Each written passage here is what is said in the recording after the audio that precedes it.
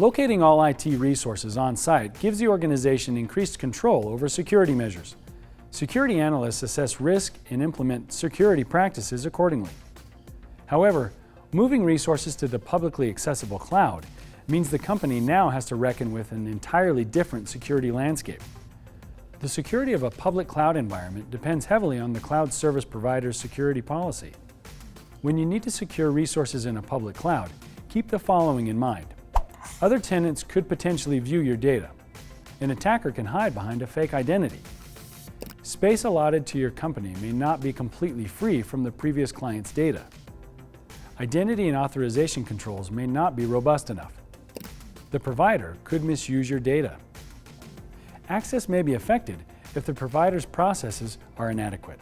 And, in the event of a data theft or misuse, the provider's liability would likely be limited. You need to consider and test these possibilities when you review the environment and raise any security issues that arise with the provider. It will be necessary to include any specific security concerns in your agreement. Luckily, you can use tools to perform any of the functions discussed in this unit. Know that hackers also use these tools, which is why it's a good idea to employ the same methods to test the security of your network. This enables you to see what hackers can see and whether they will be able to penetrate security layers. Popular tools include Nmap. Nmap is an open-source port scanning tool that enables a fingerprinter to transmit data in a variety of ways to discover which hosts are on the network, their services, operating systems, and security controls. From a security perspective, Nmap can detect errors in configuration and vulnerabilities. Nmap is also used by IT administrators to draw up an inventory of the network, monitor uptime, and perform other admin tasks. Host scanning refers to the process of examining the operating system and other software installed on a host for compliance with an organizational security policy. A host scanner is normally run from a privileged user account. A host scanner comes with a policy compliance monitor that displays vulnerabilities and a policy compliance manager that fixes them. Network mapping tools are capable of discovering each and every device on the network and mapping their connections with each other. Network mapping software can display both physical and virtual connectivity. Network mapping software works by sending probe packets that move from one node to another. In the process, the software gathers information on technical specifics and IP addresses. This is exactly why network mapping tools are popular with hackers. Using these tools, they can view the network, spot weak points, and plan attacks. To manage the risk, you need to be able to visualize your network in detail. Effective network mapping displays how devices are communicating with one another. Often, devices that aren't supposed to be interacting with each other are doing just that. This poses a security risk. It's important to determine whether the communication flow on the map is in accordance with your company's security policy. You can then pinpoint deviations. NetStat is an acronym for Network Statistics. You can use this command to obtain a list of network connections by protocol. This tool displays network statistics for the TCP, IP, ICMP, and UDP protocols. Most versions of Linux, Unix, and Windows provide this utility.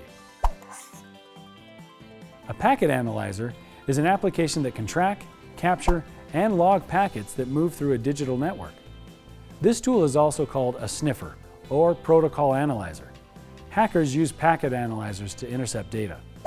Security analysts use packet analyzers to monitor network traffic, detect attempts by unauthorized users to intrude on the network, and quarantine harmful code.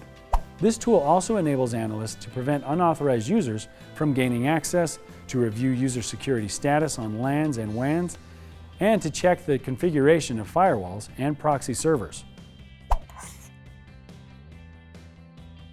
An IDS is an intrusion detection system, and an IPS is an intrusion prevention system. These are security tools that you can use to detect and prevent security incidents. An IDS enables analysts to monitor network traffic and spot incidents, attempted intrusions, and looming threats.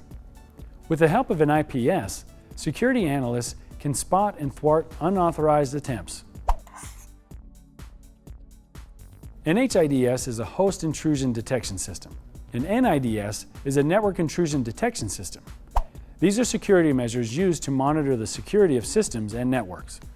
An HIDS installed on a system can detect an intrusion or violation, log the same, and issue an alert to the concerned authority. An NDS can either be a hardware tool or software tool that is installed on computers which are part of a network.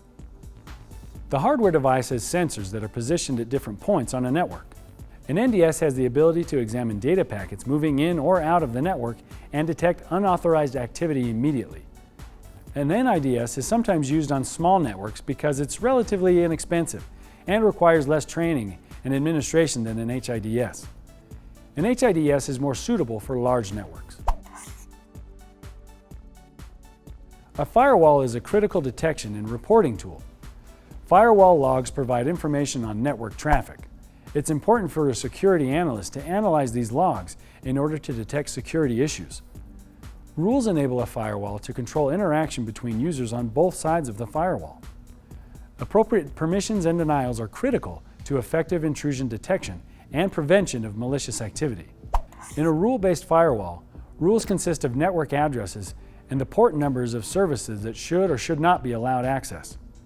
The robustness of a firewall depends on the rules it is based on. A firewall needs to be configured in accordance with the rules in the company's security policy. Syslog refers to a protocol that enables network devices, including routers and printers, across a variety of platforms to transmit messages to a logging server. This server is often known as a Syslog server.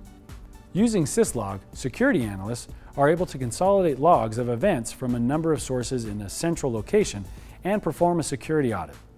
A Syslog message usually includes the source, timestamp, and reason.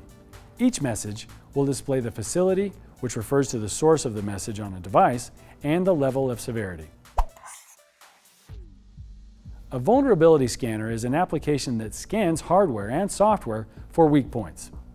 Systems, networks, and operating systems and applications can all be checked by a vulnerability scanner. These scanners enable security analysts to compile reports of vulnerabilities and advise mitigation.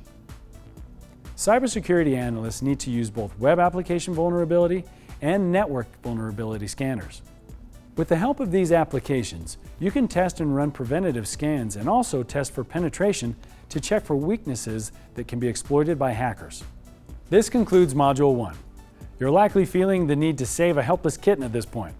Now, this is a natural inclination, so just embrace it. And don't worry, you'll get your chance. But for now, snap out of it. Let's get moving on to Module 2.